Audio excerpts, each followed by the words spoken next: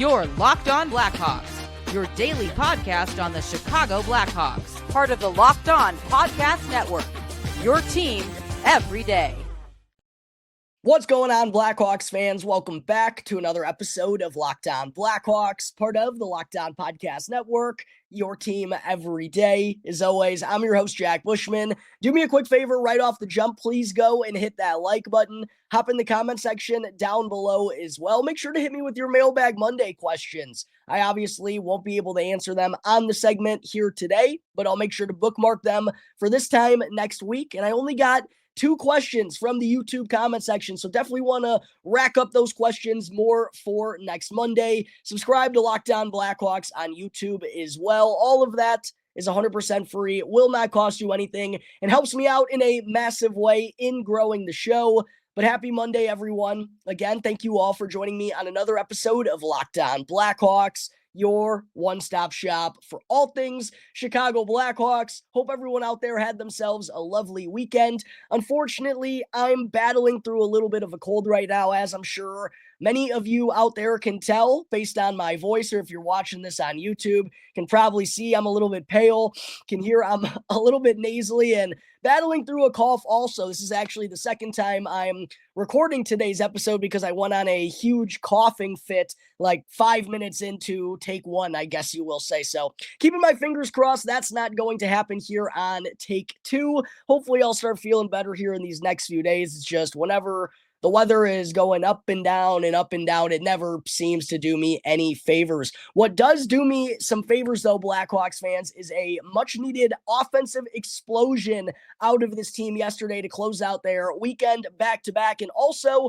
put an end to their 7-game losing streak finally as they defeated the Philadelphia Flyers 7-4, putting up a season high in goals in the process. And after some pretty lousy performances here recently, I mean, against the Vancouver Canucks, the Seattle Kraken, even last Thursday's game against the Los Angeles Kings was not very good nor entertaining whatsoever. I did think the Hawks were better on Saturday against St. Louis, especially in that second period, but Joel Hofer was outstanding in goal for St. Louis. But considering, all the offensive struggles this team has been going through, 1 goal against the Blues, 1 goal against the Kings, 2 goals against the Kraken, 2 goals against the Canucks, 2 goals against the Sharks, none against the Colorado Avalanche, and then 2 against the Nashville Predators. That's the offensive output during the Hawks' 7-game losing skid. It had to have felt nice for this group, and it certainly felt good as a fan to see the Hawks put that streak to rest in the manner that they did. What I will say, though, Blackhawks fans, is right from the jump, you could clearly tell this was a matchup between 2 of the worst teams in all of hockey. I mean, the opening 20 minutes was almost hilarious, and like the amount of chances that both team was getting, the pace, the funny bounces, 3 goals for each side. It was comical how low level the hockey was out there on the United Center ice. But love to see Joe Veleno pick up his first goal with the Blackhawks, and I feel like he's started to find his footing a bit after being acquired from the Detroit Red Wings. You always got to give new players a little bit of a grace period because they're coming into a new situation, new city, new organization, just most of the time had to pack up and move their families and establish chemistry with new players on the fly in the middle of the year. That's why, despite Veleno being a ghost for the opening, 5-6 games of his Blackhawks tenure, I didn't want to come on the podcast and,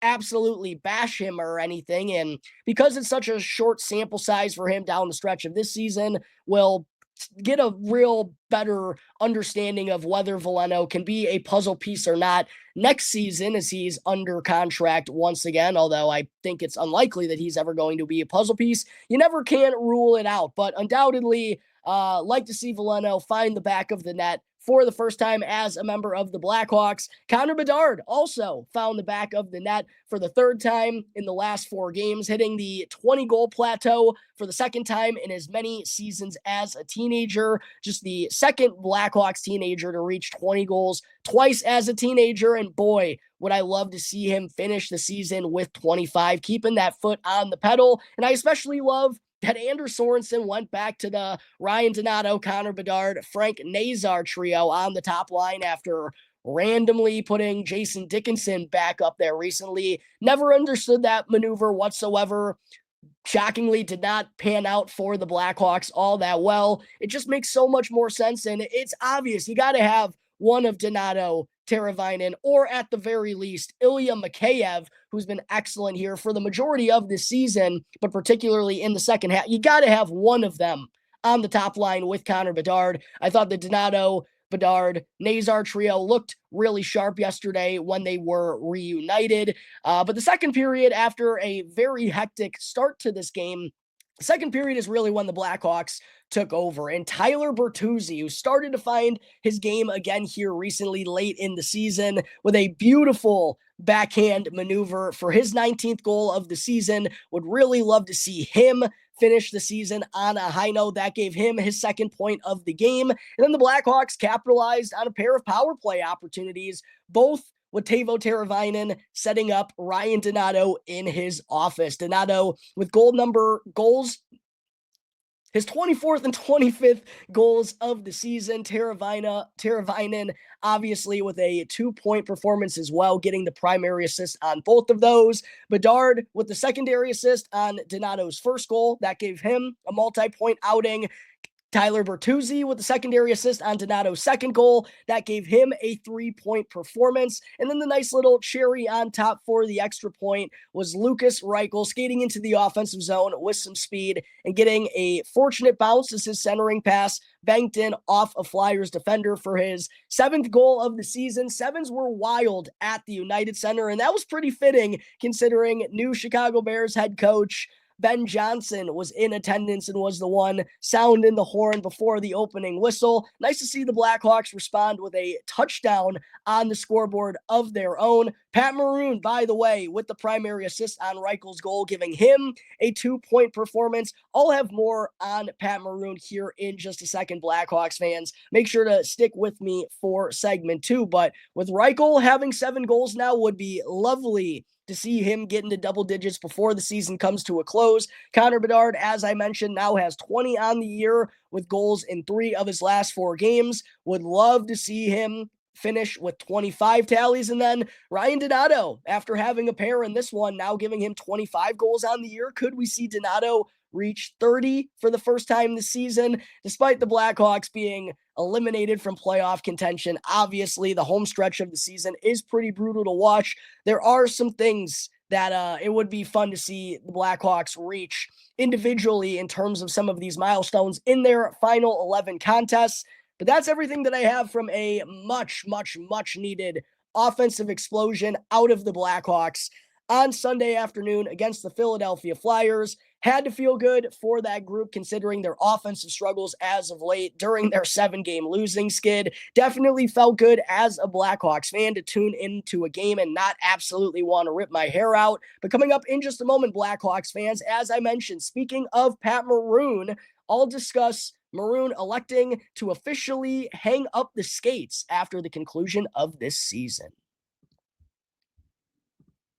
Real quick though, Blackhawks fans, I got to talk to you all about Wonderful Pistachios. Are you looking for a snack that's both delicious and nutritious? Well, then go and crack into a great source of protein with Wonderful Pistachios. Wonderful Pistachios is one of the highest protein nuts, with each 1-ounce serving having 6 grams of protein, giving you over 10% of your daily nutritional value. Plus, they're packed with fiber to help you keep feeling fuller longer. And who doesn't love a good pistachio? I know I certainly do. I could sit there and literally eat them all day long. And also, if you're on the go, whether you're running between meetings or dropping off the kids at school, Wonderful Pistachios are the snack that works as hard as you do. So go and get snackin' and get crackin' with the snack that packs a protein punch by visiting wonderfulpistachios.com in order to learn more. Again, that's wonderfulpistachios.com to check it out today.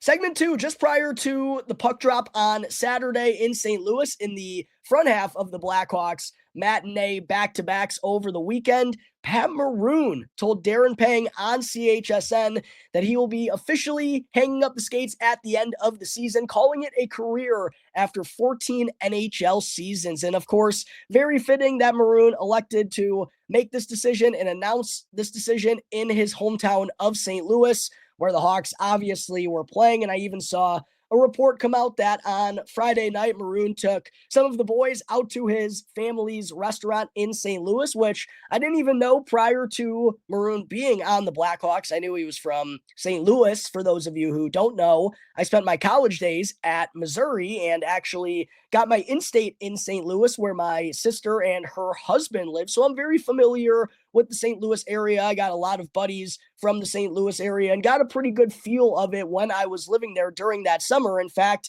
I stayed in a very Italian neighborhood called The Hill in St. Louis. And I got to check out if Maroon's family restaurant also happens to be The Hill and what the name of it is. But I saw a report anyways that Maroon took some of the fellas out to his family's restaurant on Friday night prior to this game on Saturday. I'm sure he probably told them there at the dinner or had told them in the couple of days prior and wanted to have a get together with his friends in his family as he was returning home to play against the St. Louis Blues for the final time in his NHL career. Super awesome to see Maroon rocking the A for the Blackhawks, getting the start for the opening faceoff, getting into a fight as well, just doing typical Pat Maroon things. And he almost had a goal as well if it wasn't for, as I mentioned during segment one, Joel Hofer being absolutely outstanding in net for the Blues to rob him. Maroon, though, did get a goal fittingly yesterday against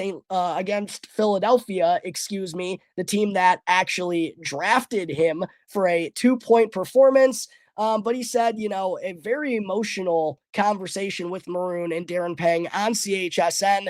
I don't want to say it was like weird timing, but for him to kind of announce it right then and there on the ice before the start of the game certainly is not the manner that I would have necessarily expected, but what a fitting place for Pat Maroon to do it in his hometown against a team that he, of course, won a Stanley Cup with. And what a career it's been for Pat Maroon, man. A guy who was, like I mentioned, drafted by the Philadelphia Flyers in the 6th round, went on to play in 14 NHL seasons, one of just 4 players in NHL history in the first since 1964 to win the Stanley Cup in 3 consecutive seasons with 2 different teams, has played in 1,002 NHL games and counting. There's 11 left on the schedule for the Blackhawks this year. We'll see how many Maroon winds up getting in, but at this point in time, 126 goals, 196 assists, 322 points. As I mentioned, 3 Stanley Cups. And I know Pat Maroon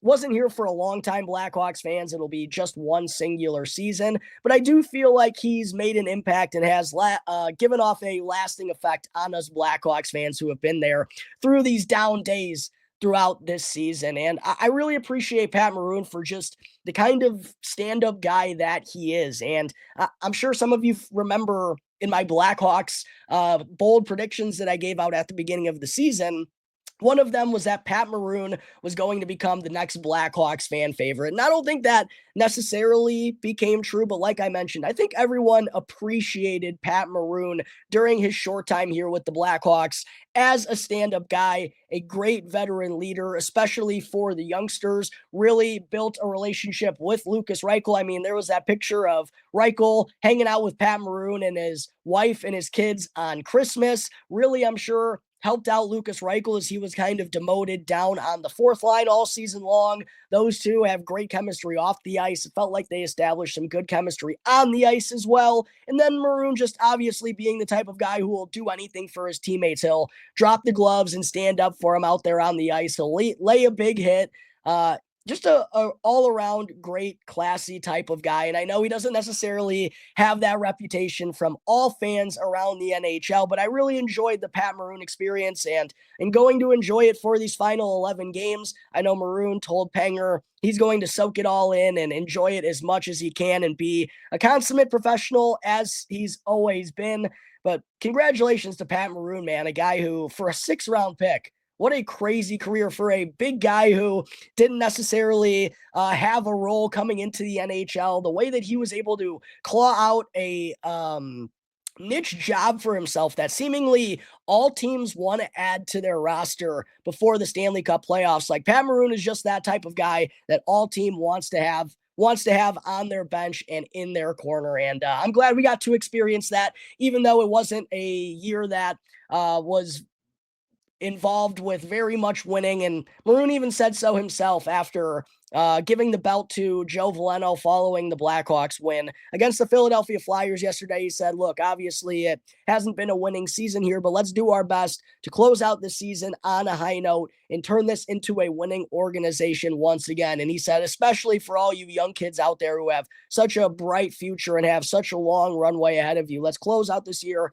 on the right foot. And it's just been clear that Maroon has understood what the Blackhawks are going through. I'm sure it hasn't been easy for him, and that's honestly why I was a little surprised that he didn't elect to get traded at this year's deadline. But knowing what we do now, that this will be Maroon's final NHL run for a guy who's played in the Stanley Cup playoffs as much as he has. Yes, I'm sure he would have loved to get back there once again, but he's also very close in Chicago to his hometown of St. Louis. I don't think he necessarily wants to have his family pack up and move at the middle of the year just for him to retire when the season comes to a close. So I definitely understand his decision to remain with the Blackhawks a little bit more, and we'll definitely try to all cherish it together as much as we can in these final 11 NHL games. But congratulations to Pat Maroon on a phenomenal NHL career, three-time Stanley Cup champion, and like I said, an incredible feat, one of 4 players in NHL history to win the Stanley Cup in 3 consecutive seasons with 2 different teams in the first since 1964. There are my thoughts on Pat Maroon calling it a career over the weekend. Coming up in just a moment here, Blackhawks fans, I still have to get into Mailbag Monday.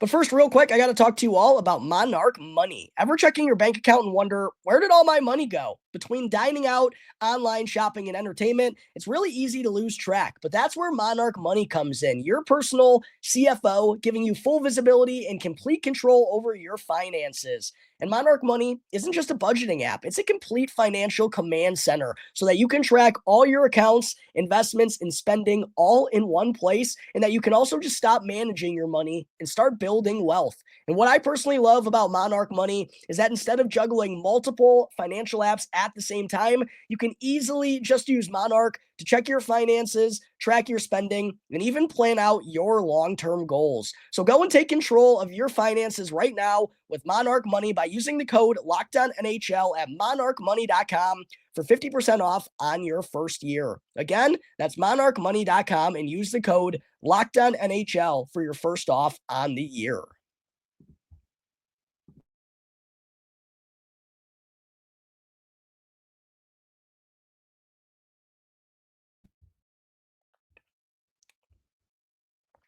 Almost just had another coughing fit, Blackhawks fans, but back here on Locked On Blackhawks, part of the Locked On Podcast Network, your team every day. Just wanted to say thank you to everyone for making Locked On Blackhawks your very first listen. For your second listen, make sure to go and check out the Locked On NHL podcast so that you can get the daily league-wide stories that matter down the home stretch of the regular season with the local coverage you love from Locked On. And you can find Locked On NHL right now on YouTube or wherever you may be listening to your podcasts. Segment 3, per usual, on Mondays. Time to get into Mailbag Monday. If you're still watching at this point on today's episode on YouTube, make sure to drop your question down below in the comment section. If you're tuning in through an audio platform such as Apple Podcasts, Spotify, whatever it may be, feel free to drop your question down below in the review section, or you can also email lockedonblackhawks@gmail.com or even DM me on any one of my social media channels. Let's definitely try to rack up those questions more for next week. But the first question that I wanted to answer on today's show comes from Denz L. Manahan. I hope I didn't butcher that. 45 emailed in the podcast and asked, Jack, there's been a lot of criticism towards Connor Bedard from both media members and NHL fan bases. Can you give me your honest assessment of Bedard? I've personally thought he's been good, not great, kind of sucks, but also not like he's been terrible. I don't really understand that, but Let me read that back one more time. I've thought he's been good, not great. Kind of sucks, but also not like he's been terrible. All right. Team can't be much of a help either. Let me know. Thanks. All right, Denzel. I can tell you're very conflicted there if that is your real name, as this was a very interesting spelling, DENZ capital L. Honest assessment of Connor Bedard in just a couple of minutes here, because I will have a full assessment on Connor Bedard, obviously, when his sophomore season comes to a close here in just a couple of weeks. I think he's in a very tough situation where the Blackhawks have obviously not done a good enough job of giving him proper talent around him. And I think one of that is on the fault of Kyle Davidson. The Tyler Bertuzzi signing was not enough. Tavo's been good, but I also think it's very clear the Blackhawks need a really good head coach to manage these guys properly. And I just don't understand why Bedard hasn't been playing with Tavo all year long. And why even in a year that's, yes, lost, why Tyler Bertuzzi's been buried on the fourth line so long. But regardless, there hasn't been enough true competent pieces up there with Connor Bedard. And despite all of that, he's still finding ways to produce points. Now, outside of producing points, he is struggling with getting his shot off. Through transition, he's not getting as many chances as he was as last year, because I think NHL teams are recognizing excuse me, that's when he's the most dangerous. They're starting to understand how to defend him properly. So that's really where he's still struggling, is producing a lot of high danger chances for himself. But that's a very tough thing to do when you're the top line center of your team, the best offensive weapon at 19 years of age, right? So it's a very tough predicament for Connor Bedard to be in. I'd give him an A- for his first two NHL seasons, not A+, not absolute rock star like maybe some of us had hoped, but I don't think there's any reasons to be discouraged whatsoever. I think the real question is, excuse me, Blackhawks fans. Golly, excuse me. The real question is whether he's going to be a center iceman long-term or not. And quite honestly, while it will be a bit disappointing if he can't figure it out at the center ice position, it's not the end of the world. Blackhawks do have good center depth, not great high-level centers like Connor Bedard or even a true other top-line center outside of maybe Frank Nazar, and I don't even know if he's ever going to be quite at that level. But they do have the free agent money to get there. They're still going to have a lot of high-end draft picks over this year, obviously, and probably next season as well. So there's going to be more help on the way, but it certainly hasn't been the ideal start to his NHL career that we would have hoped. But with all that being said, he's still one of the highest producing teenagers from the last number one overall picks in the past 20 years. Next question comes from Jarek K. How many wins do the Blackhawks need to have next season to keep fans around? This is an atrocity what's happening with Chicago sports. Give us winners. We're Chicago, for crying out loud. Got to mute the Blackhawks fans. I apologize.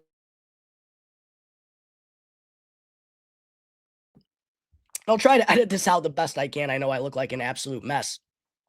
How many wins do the Blackhawks need to have next season to keep fans around? This is an atrocity. What's happening with Chicago sports? Give us winners. We're Chicago, for crying out loud. I definitely understand that frustration. And the Blackhawks situation, I think the frustration from the fans is definitely emphasized because of what's happening with the Chicago Cubs, not spending a ton of money and just kind of lingering in the NL Central. The White Sox are obviously a laughingstock. The Bulls have been in limbo for a decade. The Bears are just the Chicago Bears, right? Like, there's no bright spot or quick turnaround seemingly coming for any of these franchises. And I don't think that helps in the frustration around the Blackhawks situation. As far as like, what does the team need to win next year to keep fans interested? I don't know in terms of numbers of wins, but they definitely need to take a step. And I hate to like not answer your question, but if I were to have to say a number, if you were going to force me to answer, I would say 35. We have to win 35 games next year. Have to take strides next year compared to where we've been these last few seasons. Next question comes from Elena Anester, who emailed in the podcast and asked, while many people hated Seth Jones, there is no doubt the Blackhawks are going to have a hard time replacing his minutes moving forward. Do you see them going after another guy similar to him to fill that void, or all young players next year? Well, just because of the sheer number of young players, it's going to be really hard for the Blackhawks, I think, I don't want to say it's going to be really hard, but they're just in a little bit of a tricky situation. I don't know necessarily if they're going to be in that market of adding a top four defenseman. I could see them adding another veteran depth guy, but I don't think they're going to have. I expect them to open up the season with Alex Vlasic and Connor Murphy as the top pairing, and then second pairing, probably Wyatt Kaiser and someone else. Maybe it's Sam Renzel. Doubt it. He'll probably be in Rockford if I had to guess. So maybe there is a spot for a second pairing right-handed defenseman. But I don't think they're going to be in the market for like a big boy defenseman like a Seth Jones or someone like that. I do expect they're going to try to be giving the young guys a little bit more time and a little bit more responsibility to take that next step in their development. Next question comes from CBH Go Hawks Go 3160, who commented, question for the mailbag. Are we sure Kyle Davidson is the guy here? I'm not convinced. Convince me, Jack. I still think the jury is out on Kyle Davidson these next couple of seasons as the Blackhawks take these next strides, hopefully in their rebuild. The decisions are going to start becoming more and more meaningful for Kyle Davidson. And we started to see that last offseason, like Tyler Bertuzzi, the 4-year contract. I think that was a bad decision. I don't think anyone's super stoked that Tyler Bertuzzi's under contract at that number for 3 more years. It's probably not going to matter all too much in the long road because the Blackhawks are still kind of early on in the rebuild, as much as we don't want to say that. The decisions are just going to become more meaningful. And I do think, the trade deadline, I believe Kyle Davidson did a really good job. The trades in the NHL draft, I think he's been excellent at that. Free agency is where he really, really, really needs to improve. And that's going to start this summer and next because the Blackhawks cannot do what they've been doing these last 3 years again next season. Last question comes from at Jack_Epstein on Twitter. Bad sports year. Hawks, Mizzou football, Mizzou basketball. Although it was sad endings to those years, Jack. I don't think they were necessarily bad sports years for those two programs. But Bears, Bulls, Blackhawks, sheesh. I certainly understand you, Jack. Talk me off the ledge. Give me some hope our Hawks will win some games next season. Well, we'll see if we can go and get Mitch Marner in free agency. I don't even know necessarily if I want to drop the bag on Mitch. It's going to depend on what he does in the postseason and in the home stretch of the regular season for Toronto. But make no mistake about it, the Blackhawks got to take strides to be better, and they have to do that through the free agent market or through the trade market. They have a lot of money to spend. They have a lot of wiggle room financially. There will be more kids on the scene with Chicago and in Rockford, guys who have another year of development under their belts. We'll probably see Kevin Korchinski back up in the NHL. Maybe we'll see Lev Shinov, Kaiser, Del Mastro, Bedard, Nazar, Slager, Doc, more and more of them, maybe Sam Renzel, probably not, but maybe, that's going to be the case. More of these potential puzzle pieces that we've drafted from the last few seasons, we're finally now seeing what they can become at the NHL level. I think that is the fun part of the rebuild. Unfortunately, that comes with a lot of losses, but there's reasons to believe. I know it's been a dark, dark stretch for a while now for the Chicago Blackhawks, but they have the money to go and make improvements. They absolutely have to hit the nail on the head here in free agency to make this team better or through the trade market, because like I said, we can't go through another season of this. I don't think that's good for the fans. I don't think it's good for the players. I don't think it's good for business or anyone involved, and it's got to start here in the summer. But that's going to take care of today's episode of Locked On Blackhawks. As always, thank you all again for joining me on the show. Be sure to go and subscribe to Locked On Blackhawks on YouTube and follow Locked On Blackhawks for free right now. That way you can get the show on the go. As always, I'm your host, Jack Bushman. You can find me on X at Jack Bushman2. Make sure to go and show some love to the show's page at capital L, capital O, _ Blackhawks as well, as that account is closing in on 2,000 followers.